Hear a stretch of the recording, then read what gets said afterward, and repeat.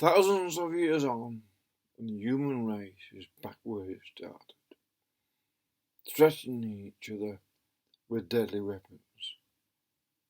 First of all, it was sticks sharpened in the fire, stones, and then bows and arrows and spears, and then crossbows and all sorts of things, and guns, and terrible arms that burned people. And now they've got all sorts of weapons. And you want to show them off to the world that you've got more weapons and more powerful weapons than anyone else. Why? Why?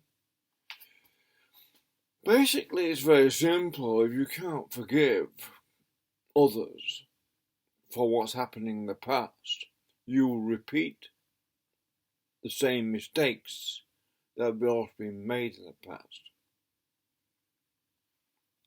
And in these days of war, there are no heroes anymore, because the leaders in these wars, they hide in bunkers.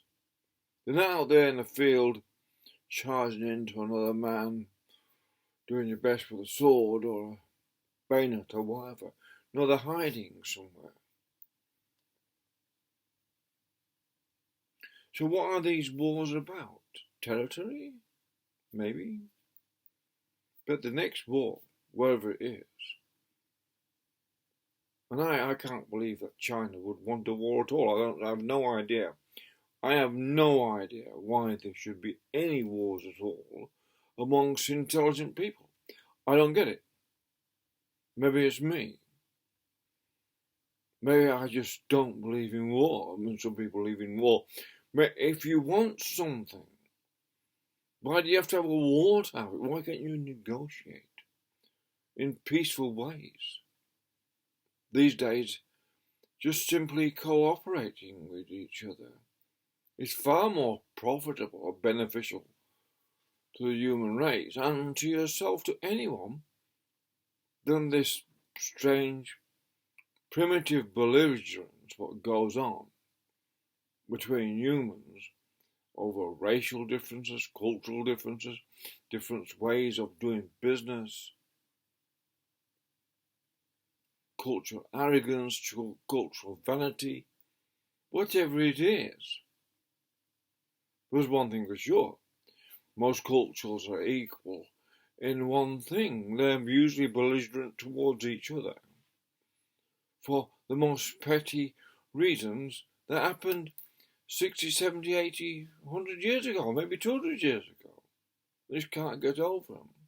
We can't grow up as a human race. Forgive our neighbours. It's not a Christian thing. Lao Tzu, Confucius, Buddha, all sorts of Greek leaders, Roman leaders, Chinese leaders, Islamic leaders, all sorts of leaders have taught the benefit of forgiveness. Because if you forgive someone, it then gains an understanding. It then allows people to settle their difference. And I, for one, find it difficult. I find it very sad. Actually, I've lived in China for a while, for a year. I really like the Chinese people. I made friends in the Communist Party. I thought they were quite decent people. And I quite enjoy living in China. So there's nothing wrong with the Chinese people per se. They're wonderful people. But why it's got a government so angry with the world? And I couldn't understand that. It's been antagonised for years by America, but it's all a bit of a strange mixture these days. America's fighting communism. China's not even a communist country. It's just a business competitor with the rest of the world. And it's this business competitiveness which seems to be the problem. Because everyone's desperate because of one thing, the big mistake. The big mistake is housing speculation.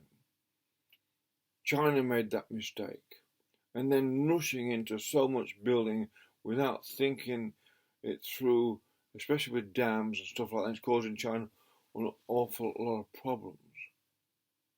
And that might cause a bit of internal conflict within its own psychology. And there's no disrespect to China or anyone. This is just to think before there's any war for any reason, because there's no guarantees that any war, there's no guarantee how a war will go. And it would be the greatest shame on earth. The greatest sadness to me, because I've been following China all my life out of interest. I've followed most of the different human cultures all my life. And I've watched China go through all these struggles. Right from the 50s, I've been observing this. And I've sort of been supporting the Chinese people in these struggles. They're young and naive, and older not so naive. But still, and they've done such an amazing thing in developing their country in such an amazing extent. It's a phenomenon in itself.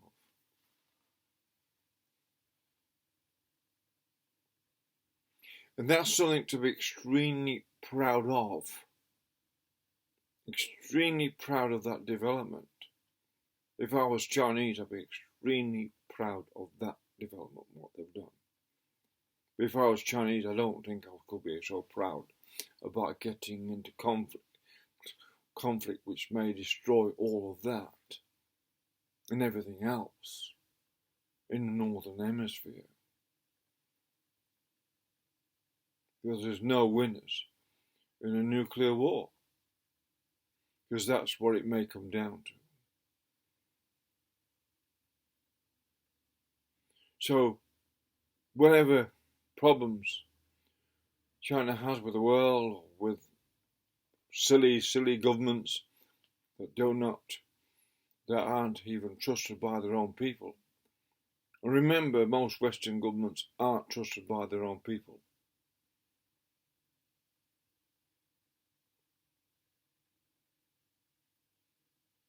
So it's something to think about. Being belligerent towards a government is one thing, but belligerent towards the people suffering under those governments is another thing altogether. The average human out there,